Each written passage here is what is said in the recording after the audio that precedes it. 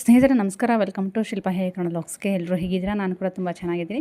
ಬನ್ನಿ, ಇವತ್ತು white blouse ಸಿಂಪಲ್ಲಾಗಿ ಒಂದು ಬೋಟ್ ನೆಕ್ ಡಿಸೈನ್ ತೋರಿಸ್ತೀನಿ. ತುಂಬ ಸಿಂಪಲ್ಲು, ಯಾವುದೇ ರೀತಿ ಕ್ಯಾನ್ವಾಸ್ ಹಾಕಲ್ಲ, ಏನೂ ಇಲ್ಲ. ಯಾಕಂತಂದರೆ ಬಟ್ಟೆ ಬಂದು ಸ್ವಲ್ಪ ದಪ್ಪ ಇದೆ, ಅದಕ್ಕೋಸ್ಕರ ನನ್ನ ಕಡೆ ಕ್ಯಾನ್ವಾಸ್ ಕೂಡ ಇಲ್ಲ. ಅದಕ್ಕೋಸ್ಕರ ಇವತ್ತು ಏನಪ್ಪ ಅಂದರೆ ದಿಢೀರ್ನೇ ಇವಾಗ ಕ್ಯಾನ್ವಾಸ್ ಜೋಡಿಸ್ಕೊಂಡು ಅದು ಸ್ಟಿಚ್ ಮಾಡಬೇಕು, ಇಲ್ಲ ಅಂದರೆ ಆಗಲ್ಲ. ಇಂಥ ಡಿಸೈನ್ಗಳಿಗೆ ಕ್ಯಾನ್ವಾಸ್ ಇಲ್ದಲ್ಲೇ ಅಂತಂದರೆ ಆಗಲ್ಲ ಅಲ್ವಾ. ಅದಕ್ಕೆ ಇವತ್ತು ನಾನೊಂದು ಸಿಂಪಲ್ಲಾಗಿ ಒಂದು ಡಿಸೈನ್ ತೋರಿಸ್ತೀನಿ. ಬ್ಯಾಕಲ್ಲಿ ಬೋಟ್ ನೆಕ್ಕು ತುಂಬ ಚೆನ್ನಾಗಿ ಕಾಣಿಸುತ್ತೆ. ಇವಾಗ ಇಂಥ ಡಿಸೈನ್ಗಳನ್ನು ಕ್ಯಾನ್ವಾಸ್ ಹಾಕಿಲ್ದಲ್ಲೇ ಬರಲ್ಲ ಅಂತ ಸ್ವಲ್ಪ ಒಬ್ಬೊಬ್ಬರು ಯೋಚನೆ ಮಾಡ್ತಾರೆ. ಹೌದು, ಕ್ಯಾನ್ವಾಸ್ ಹಾಕಿಲ್ಲ ಅಂತಂದರೆ ಬರಲ್ಲ, ಅಂದರೆ ಥಿಕ್ನೆಸ್ ಆಗಿ ನೀಟಾಗಿ ಕೂರಲ್ಲ. ಅದಕ್ಕೆ ಇಂಥ ಡಿಸೈನ್ಗಳನ್ನು ಸ್ವಲ್ಪ ಅವಾಯ್ಡ್ ಮಾಡ್ತಾರೆ.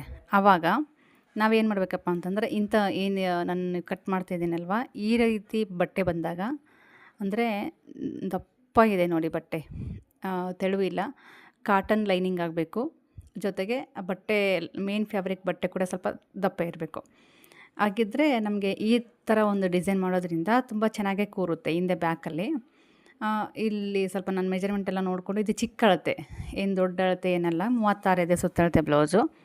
ಒಂದು ಸೈಡ್ ಚೆಸ್ಟು 9 ಇಂಚ್ ಬರುತ್ತೆ ಅವ್ರದ್ದು. 9 ಇಂಚ್ ಬಂತು ಅಂತಂದರೆ ನಾನಿಲ್ಲಿ ಏನಪ್ಪ ಅಂತಂದರೆ ಹಿಂದೆ ಬ್ಯಾಕಲ್ಲಿ ಡೋರಿ ಹಾಕಲ್ಲ, ಕಂಟಿನ್ಯೂ ಆಗಿ ನಾನು ಬಟ್ಟೆ ಹಂಗೆ ಬಿಡ್ತೀನಿ. ಡೋರಿ ಹಾಕಿ ಮತ್ತು ಕಟ್ ಮಾಡೋದು, ಡೋರಿ ಹಾಕೋದು ಅದು ಯಾವುದು ಮಾಡಲ್ಲ. ತೋರಿಸ್ತೀನಿ ಲಾಸ್ಟಲ್ಲಿ, ನೋಡಿ ನಿಮಗೆ ಗೊತ್ತಾಗುತ್ತೆ ಡಿಸೈನ್ ಎಷ್ಟು ಚೆನ್ನಾಗೇ ಬಂದಿದೆ ಅಂತ. ಇಲ್ಲಿ ನಾನು ಯಾವುದೇ ರೀತಿ ಮಾರ್ಕ್ ಮಾಡಿದರೂ ಕೂಡ ನಿಮ್ಗೆ ಕಾಣಿಸಲ್ಲ, ಯಾಕಂದರೆ ವೈಟ್ ಬ್ಲೌಸು, ವೈಟ್ ಮಾರ್ಕರ್ ಆಗಿರೋದ್ರಿಂದ. ಇಲ್ಲಿ ಏನಪ್ಪ ಅಂತಂದರೆ ಡಿಸೈನ್ ಕಟ್ ಮಾಡಿದ ಮೇಲೆ ನಿಮಗೆ ಕ್ಲಿಯರಾಗಿ ಕಾಣಿಸುತ್ತೆ. ಹಾಗಾಗಿ ಸ್ನೇಹಿತರೆ, ಯಾರೆಲ್ಲ ಹೊಸದಾಗಿ ನೋಡ್ತಾಯಿದ್ದೀರಾ ಪ್ಲೀಸ್ ಸಬ್ಸ್ಕ್ರೈಬ್ ಮಾಡ್ಕೊಂಡು ನೋಡಿ, ಪಕ್ಕದಲ್ಲಿರುವಂಥ ಬೆಲ್ಲೈಕನ್ನ ಪ್ರೆಸ್ ಮಾಡಿ ಹಾಲ್ ಅಂತ ಸೆಲೆಕ್ಟ್ ಮಾಡ್ಕೊಳ್ಳಿ. ನಾನು ಹಾಕಿರೋಂಥ ಪ್ರತಿಯೊಂದು ವಿಡಿಯೋಸು ನಿಮಗೆ ನೋಟಿಫಿಕೇಷನ್ ಬರುತ್ತೆ, ಓಕೆನಾ. ಇಲ್ಲಿ ನಾನು ಡಿಸೈನ್ ಡ್ರಾ ಮಾಡ್ಕೊತಾ ಇದ್ದೀನಿ. ಡಿಸೈನು ಇದು ಟ್ರೆಂಡಿಂಗು ಸ್ನೇಹಿತರೆ, ಇವಾಗೆಲ್ಲ ಫುಲ್ಲು ತುಂಬ ಜನ ಸ್ಟಿಚ್ ಮಾಡಿಸ್ಕೊತಾರೆ. ಆ ಒಂದು ಡಿಸೈನನ್ನು ನೀವು ಕೂಡ ನೋಡಿ ಕಲಿಬೋದು. ಜೊತೆಗೆ ಸಿಂಪಲ್ ಆದರೂ ಕೂಡ ಹಿಂದೆ ವೇರ್ ಮಾಡಿದಾಗೆಲ್ಲ ತುಂಬ ಗ್ರ್ಯಾಂಡಾಗೆ ಕಾಣಿಸುತ್ತೆ. ಮತ್ತು ಟ್ರೆಂಡಿಂಗ್ ಇದೆ ಇದು, ತುಂಬ ಫಾಸ್ಟಾಗಿ ಸ್ಟಿಚಿಂಗ್ ಇದೆ ಇದು. ಅಂದರೆ ತುಂಬ ಜನ ವೇರ್ ಮಾಡ್ತಾರೆ ಈ ಥರ ಡಿಸೈನ್ಗಳನ್ನ. ಹಾಗಾಗಿ ಇಲ್ಲಿ ಕಟ್ ಮಾಡ್ತಾಯಿದ್ದೀನಿ. ಕಟ್ ಮಾಡಿ ಆದಮೇಲೆ ನಿಮಗೆ ತೋರಿಸ್ತೀನಿ. ಬಿಗಿನರ್ಸ್ಗಳಿಗೆ ನಮ್ಮ ಬ್ಲೌಸ್ ನಾವೇ ಈ ರೀತಿ ಹೊಲ್ಕೊಂಡು ವೇರ್ ಮಾಡ್ಕೋಬೇಕು ಅಂತ ಆಸೆ ಇರುತ್ತೆ. ಬಟ್ ಕ್ಯಾನ್ವಾಸ್ ಎಲ್ಲ ಹಾಕಿ ಸ್ಟಿಚ್ ಮಾಡೋಕ್ಕೆ ಸ್ವಲ್ಪ ರಿಸ್ಕ್ ಆಗುತ್ತೆ, ಅವರಿಗೆ ಕಷ್ಟ ಆಗುತ್ತೆ. ಅಂಥವರು ಈ ಒಂದು ವಿಡಿಯೋ ನೋಡಿ, ವಿಡಿಯೋ ನೋಡಿಬಿಟ್ಟು ನಿಮಗೂ ಕೂಡ ತುಂಬ ಈಸಿ ಅನ್ನಿಸ್ಬೋದು ಈ ಒಂದು ಡಿಸೈನು, ಈ ಒಂದು ಟಿಪ್ಸು, ಓಕೆನಾ. ಇದು ಯಾರಿಗೆಲ್ಲ ಇಷ್ಟ ಆಯಿತು ಲೈಕ್ ಮಾಡಿ, ಆದಷ್ಟು ಶೇರ್ ಕೂಡ ಮಾಡಿ. ಕಲಿಯೋರು ಕೂಡ ತುಂಬ ಇಂಟ್ರೆಸ್ಟಾಗಿ ಕಲಿತಾರೆ ಅಂತಲೇ ಹೇಳ್ಬೋದು. ಇಲ್ಲಿ ನೋಡ್ತಾ ಇರ್ಬೋದು, ಫ್ರಂಟಲ್ಲಿ ನಾರ್ಮಲ್ ನೆಕ್ ಇಟ್ಟಿದ್ದೀನಿ, ಬ್ಯಾಕಲ್ಲಿ ಮಾತ್ರ ಈ ರೀತಿ ಡಿಸೈನ್ ಮಾಡ್ಕೊಂಡಿದ್ದೀನಿ. ಸ್ಟಿಚಿಂಗ್ ಆದಮೇಲೆ ನಿಮಗೆ ಗೊತ್ತಾಗುತ್ತೆ ಎಷ್ಟು ಚೆನ್ನಾಗಿ ಬಂದಿದೆ ಅಂತ. ಸ್ಟಿಚಿಂಗ್ ತೋರಿಸ್ತೀನಿ ನಿಮಗೆ ಇದೇ ವಿಡಿಯೋದಲ್ಲಿ ಕಂಟಿನ್ಯೂ ಆಗಿ, ಎಲ್ಲೂ ಸ್ಕಿಪ್ ಮಾಡಿದೆ, ಪೂರ್ತಿ ವಿಡಿಯೋ ನೋಡಿ ಯಾವ ರೀತಿ ಡಿಸೈನ್ ಬರುತ್ತೆ ಅಂತ. ಇಲ್ಲಿ ಫ್ರಂಟಲ್ಲಿ ಕೂಡ ನಾನಿಲ್ಲಿ ನಾರ್ಮಲಾಗಿ ನೆಕ್ಕನ್ನು ಕಟ್ ಮಾಡ್ಕೊತಾ ಇದ್ದೀನಿ. ಈ ರೀತಿ ಡ್ರಾ ಮಾಡಿಕೊಂಡು ಸೈಡ್ ನಮಗೆ ಆರ್ಮಲ್ ಹತ್ರ ಇಲ್ಲಿ ಸ್ವಲ್ಪ ಕಡಿಮೆ ಮಾಡ್ಕೋಬೇಕಾಗುತ್ತೆ. ಯಾಕಂತಂದರೆ ಇದು ನಾರ್ಮಲ್ ನೆಕ್ಕಲ್ಲ, ಹಾಗಾಗಿ ಇಲ್ಲಿ ಸ್ವಲ್ಪ 1.5 ಇಂಚ್ ಆಗೋವಷ್ಟು ನಮಗಿಲ್ಲಿ ಡೌನ್ ಹೊರಗಡೆ ಈ ರೀತಿ ಕಟ್ ಮಾಡ್ಕೋಬೇಕಾಗತ್ತೆ. ಮೇಲ್ಗಡೆ ಸೇಮೇ ಇರಬೇಕು ಭುಜದ ಹತ್ರ, ಕೆಳಗಡೆ ಹಾರ್ಮಲ್ ಹತ್ರ ಮಾತ್ರ ನಮಗೆ ಶೇಪನ್ನು ತೆಗಿಬೇಕಾಗತ್ತೆ. ಈ ಕಟ್ಟಿಂಗೆಲ್ಲ ಮಾಡಿಕೊಂಡೆ ಸ್ಟಿಚಿಂಗ್ ಒಂದು ಮಾಡಬೇಕು. ಇದು ಡಿಸೈನ್ ಕೂಡ ಇದರಲ್ಲಿ ತೋರಿಸ್ತೀನಿ ನಿಮಗೆ. ನೆಕ್ಕಿಗೆ ಲೇಸ್, ಸ್ವಲ್ಪ ಸಿಂಗಲ್ ಲೇಸೆಲ್ಲ ಅಟ್ಯಾಚ್ ಮಾಡಿ ಸ್ಟಿಚ್ ಮಾಡೋದ್ರಿಂದ ತುಂಬ ಚೆನ್ನಾಗಿ, ಯಾಕಂದರೆ ವೈಟ್ ಇದೆ ಅಲ್ವಾ, ಗೋಲ್ಡ್ ಲೇಸ್ ಅಟ್ಯಾಚ್ ಮಾಡಿದರೆ ತುಂಬ ಚೆನ್ನಾಗಿ ಕಾಣಿಸುತ್ತೆ. ಬನ್ನಿ, ಇವಾಗೆಲ್ಲ ಪೀಸ್ಗಳನ್ನು ಕಟ್ ಮಾಡಿ ಇಟ್ಕೊಂಡಿದ್ದೀನಿ. ಇವಾಗ ಬ್ಯಾಕಲ್ಲಿ ಮಾತ್ರ ನಾನು ನಿಮಗೆ ತೋರಿಸ್ತಿದ್ದೀನಿ ಸ್ಟಿಚಿಂಗ್ ಮಾಡಿ. ಕಾಣಿಸ್ತಾ ಇದೆಯಲ್ವ ಯಾವ ರೀತಿ ಡಿಸೈನ್ ಬಂದಿದೆ ಅಂತ ತೋರಿಸಿದೆ ನಾನು ನಿಮಗೆ. ಸ್ಟಿಚಿಂಗ್ ಆದಮೇಲೆ ಇನ್ನೂ ಪರ್ಫೆಕ್ಟಾಗಿ ನಿಮಗೆ ಕಾಣಿಸುತ್ತೆ ಡಿಸೈನ್ ಅನ್ನೋದು. ಇನ್ನೊಂದು ಡಿಸೈನ್ ಕೂಡ ಇದೆ ಸ್ನೇಹಿತರೆ, ಇನ್ನೊಂದು ಬ್ಲೌಸು ಡಿಸೈನು ತುಂಬ ಚೆನ್ನಾಗಿ ಸಿಂಪಲ್ಲಾಗಿ ತುಂಬ ಚೆನ್ನಾಗಿ ಕಾಣಿಸುತ್ತೆ. ಆ ಡಿಸೈನ್ ಕೂಡ ನಾನು ನಿಮಗೆ ಸ್ಟಿಚಿಂಗ್ ಎಲ್ಲ ಆದಮೇಲೆ ತೋರಿಸ್ತೀನಿ. ಅದರದ್ದು ಕಟ್ಟಿಂಗು ಏನೂ ತೋರಿಸಲ್ಲ. ನೆಕ್ಸ್ಟ್ ಸ್ಟಿಚಿಂಗ್ ಎಲ್ಲ ಆದಮೇಲೆ ಒಂದಿಷ್ಟು ಬ್ಲೌಸ್ಗಳ ಡಿಸೈನ್ಗಳನ್ನ ನಿಮ್ಮ ಜೊತೆ ಶೇರ್ ಕೂಡ ಮಾಡ್ಕೊತೀನಿ. ಇಲ್ಲಿ ಏನಪ್ಪ ಅಂದರೆ ಡಮ್ಮಿ ಸ್ಟಿಚ್ಚನ್ನು ಹಾಕ್ಕೊತೀನಿ ಫಸ್ಟು ಮೇಲ್ಗಡೆ. ಯಾಕಂತಂದರೆ ಇದು ಬಟ್ಟೆ ಸ್ವಲ್ಪ ಆ ಕಡೆ ಈ ಕಡೆ ಹೋಗ್ಬಾರ್ದಲ್ವ, ಅದಕ್ಕೋಸ್ಕರ ಡೆಮಿ ಸ್ಟಿಚ್ಚನ್ನು ಹಾಕ್ಕೊಂಡು ಅದಾದ ನಂತರ ನೆಕ್ ಈ ಥರ ಡಿಸೈನ್ ಏನು ನಾನು ಮಾಡಿದ್ನಿ ಅಲ್ವಾ, ಆ ಡಿಸೈನಿಗೆ ಹೊಲಿಗೆ ಹಾಕ್ಕೋಬೇಕು. ಇವಾಗ ನಾನಿಲ್ಲಿ ಸ್ವಲ್ಪ ದೊಡ್ಡ ಹೊಲಿಗೆನ ಹಾಕ್ಕೊತಾ ಇದ್ದೀನಿ.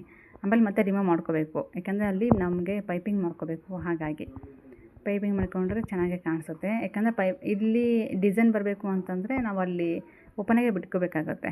ಅದು ಟರ್ನ್ ಆದಮೇಲೆ ನಾವು ಅಲ್ಲಿ ಮೇಲೆ ಹೊಲಿಗೆ ಹಾಕೋಬೇಕಾಗತ್ತೆ. ಇವಾಗ ನಾವು ಏನು ಒಂದು ಶೇಪ್ ಕೊಟ್ಟಿದ್ದೀವಲ್ವ ಡಿಸೈನ್ನು, ಆ ಒಂದು ಶೇಪ್ಗೆ ನಾವು ಹೊಲಿಗೆ ಹಾಕ್ಕೊಂಡು ಬರಬೇಕು. ಅದಾದ ನಂತರ ಮೇಲೆ ಹಾಕಿರುವಂಥ ಹೊಲಿಗೆ ಏನಿದೆ ಅಲ್ವಾ, ಅದನ್ನು ಬಿಚ್ಕೊಂಡು ಟರ್ನ್ ಮಾಡ್ಕೋಬೇಕು. ಆಲ್ಮೋಸ್ಟ್ ಒಂದು ಸಿಂಗಲ್ ಬ್ಲೌಸ್ ಹೊಲಿಯೋಕ್ಕೆ ಬಂತು ಅಂತಂದರೆ ಈ ಥರದ ಡಿಸೈನ್ಗಳ ಬ್ಲೌಸ್ಗಳನ್ನ ಹೊಲಿಯೋದಕ್ಕೆ ತುಂಬ ಈಸಿ ಆಗುತ್ತೆ. ಕೆಲವೊಬ್ಬರಿಗೆ ಸ್ವಲ್ಪ ಟರ್ನ್ ಮಾಡೋದು, ಸೀದೆ ಬಟ್ಟೆ ಹಾಕ್ಕೊಳ್ಳೋದು ಆ ರೀತಿ ಗೊತ್ತಾಗಲ್ಲ ಒಬ್ಬೊಬ್ಬರಿಗೆ, ಹೊಸೊಬ್ಬರಿಗೆ. ಆ ಥರ ಅನುಭವ ಆಗಬೇಕು ಅಂತಂದರೆ ಒಂದಿಷ್ಟು ಬ್ಲೌಸ್ಗಳನ್ನು ಹಾಳಾದಮೇಲೆ ನಮಗೆ ಸ್ವಲ್ಪ ಮೈಂಡಲ್ಲಿ ಉಳ್ಕೊಳ್ಳುತ್ತೆ, ಓ ಈ ಥರ ಮಾಡಿದರೆ ಅದು ಹಂಗಾಗುತ್ತೆ ಅಲ್ವಾ ಅಂತ. ನೀವೇನೇ ಅಂದ್ಕೊಳ್ಳಿ, ಬ್ಲೌಸ್ಗಳು ಹಾಳಾದಂಗೆಲ್ಲ ನಮಗೆ ಕಲಿಯೋದಕ್ಕೆ ಚಾನ್ಸ್ ಸಿಗುತ್ತೆ. ಹಾಗಾಗಿ ನಾವು ಎಷ್ಟು ಬಿಚ್ಚಿ ಹೊಲಿತೀವಲ್ವ ಅದು ಮೈಂಡಲ್ಲಿ ಉಳ್ಕೊಳ್ಳುತ್ತೆ. ಬಿಚ್ಚಿದೇ ಸುಮ್ಮನೆ ಅಂದಾಜಿನ ಹೊಲಿತಾ ಇರ್ತೀವಲ್ವ, ಅದು ಮೈಂಡಲ್ಲಿ ಉಳ್ಕೊಳ್ಳೋದಿಲ್ಲ ಸ್ನೇಹಿತರೆ. ನಾವು ಬಿಚ್ಚಿ ಹೊಲಿಬೇಕು. ಆವಾಗ ಅದು ಮತ್ತು ನಮ್ಮ ಮೈಂಡಲ್ಲಿ ಉಳ್ಕೊಳ್ಳುತ್ತೆ. ಓ ಅವತ್ತು ಈ ಥರ ಹೊಲಿಗೆ ಹಾಕಿದ್ನಲ್ವ, ಇದು ರಾಂಗ್ ಅಲ್ವಾ, ಅವತ್ತು ಈ ಥರ ಹೊಲಿಗೆ ಹಾಕಿದ್ದಿಲ್ವ, ಅದು ರಾಂಗ್ ಅಲ್ವಾ ಅಂತ ಅವಾಗ ಮೈಂಡಲ್ಲಿ ಉಳ್ಕೊಂತು ಅಂತಂದರೆ ನಮಗೆ ಕೊನೆ ತನಕನೂ ಅದು ಮರೆಯೋಕ್ಕೆ ಸಾಧ್ಯನೇ ಇಲ್ಲ. ಇವಾಗ ನೋಡ್ತಾ ಇರ್ಬೋದು, ಡಿಸೈನ್ ಅಷ್ಟೇ ನಾನು ಇಲ್ಲಿ ಕಟ್ ಮಾಡ್ಕೊತೀನಿ. ಡಿಸೈನ್ ಕಟ್ ಮಾಡಿಕೊಂಡು ಆದ ನಂತರ ಇದು ಮೇಲ್ಗಡೆ ಪೈಪಿಂಗನ್ನು ಮಾಡ್ತೀನಿ. ಹಾಕಿರೋಂಥ ಹೊಲಿಗೆನ ರಿಮೂವ್ ಮಾಡಿಕೊಂಡು ಪೈಪಿಂಗ್ ಮಾಡ್ಕೊತೀನಿ.